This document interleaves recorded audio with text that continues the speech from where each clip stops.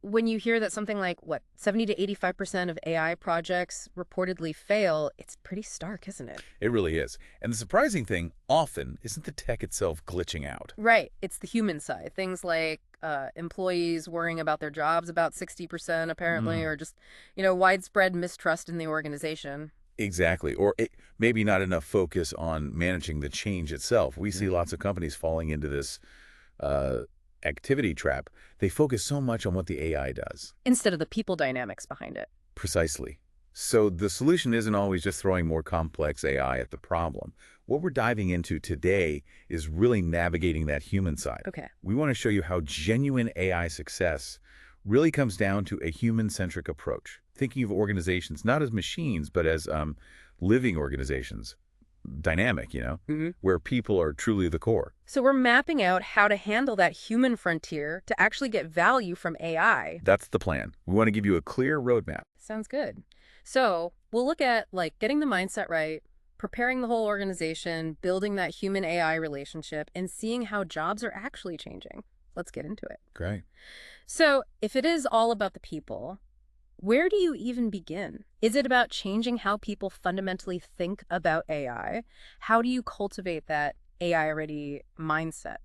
Yeah, it absolutely starts there with the mindset. We're talking about nurturing a culture that embraces trying things out, a growth mindset. Where failure isn't the end of the world. Exactly. It's a chance to learn. You see this in places like Microsoft or Google, right? They've really built that into their DNA. But it's not just the overall culture. You also need to find your internal champions, these AI entrepreneurs. AI entrepreneurs. I like that term. So who are they? The tech whizzes. Not necessarily. Mm. They're the innovators inside the company, maybe people you wouldn't expect, who can spot those hidden inefficiencies, what some call process blindness, and actually come up with practical AI fixes. So not just identifying problems, but building solutions. How do you find them? Look for those quiet problem solvers, the ones maybe already tinkering with new tools.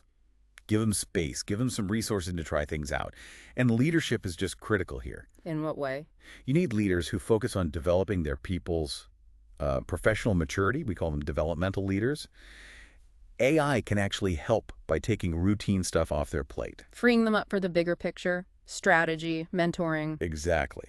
More empathy, more strategic thinking. It's a real shift. Okay, so mindset is step one. But then how do you prepare the whole organization, the ecosystem? That's where something called the Living Organization Assessment is really useful. It's a holistic way of looking at things, and is shown to boost AI integration success quite significantly by about 47%. Wow, 47% is huge. What does that assessment actually look at? It covers 5 main areas. Your data, is it ready? Your people and their skills, the technology infrastructure you already have, any AI stuff you're already doing, and crucially, your overall strategic vision for AI. Got it. What's the biggest hurdle companies usually hit when they start that kind of assessment? Often, it's realizing they're trying to layer AI onto processes that are, well, already messy or broken. Hmm. That process blindness again. Right, trying to automate chaos. You got it. Yeah.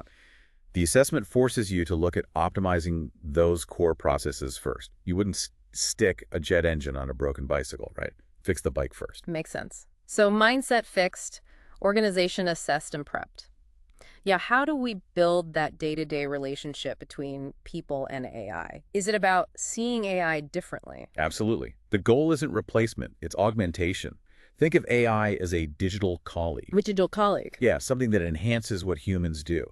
This naturally shifts the human role more towards guiding the AI, overseeing it, interpreting its outputs, and that means you have to be proactive about talent. Reskilling and upskilling become essential then. Non-negotiable. We're talking about broad data literacy, not just reading charts, but understanding what data AI needs, how it works, and things like prompt engineering, learning how to ask AI the right questions to get useful answers, even AI ethics. And I saw something about contribution agreements. How do they fit in? Ah, yes.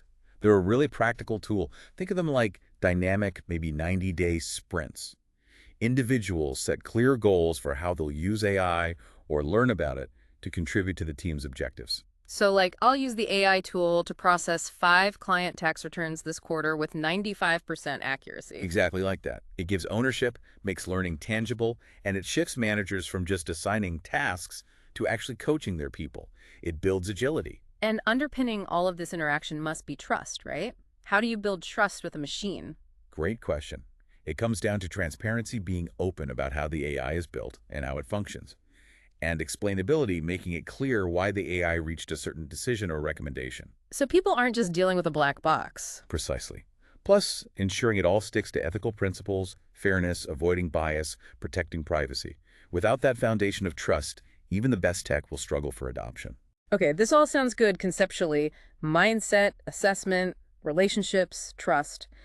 But what does it actually look like on the ground? How are roles changing in different departments right now?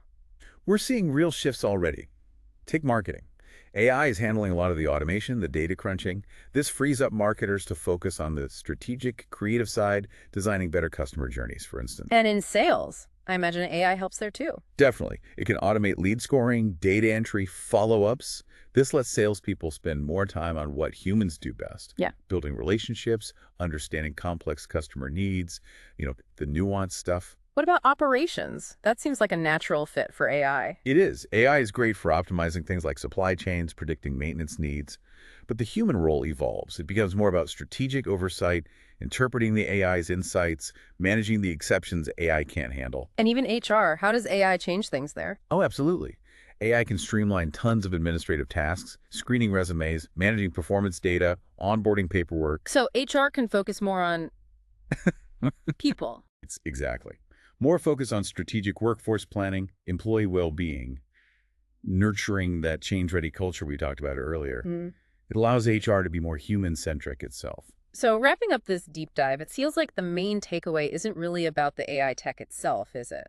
Not primarily, no. It's that unlocking AI's real potential hinges much more on prioritizing these human factors we've discussed. Like fostering that professional maturity, building trust. Right. Building trust through transparency, through ethical guidelines. It's about the integration, not just the implementation. Which leads to a really interesting thought for you, the listener, to ponder. How can you start championing this more human-centric approach in your own work, in your organization? Yeah, how can you help shift the perspective? So AI isn't seen as this source of conflict or fear, but truly as a partner, a symbiotic partner for growth for everyone. Because the future of work isn't just with AI, right? It seems like it's really about building a profound collaborative relationship between humans and AI.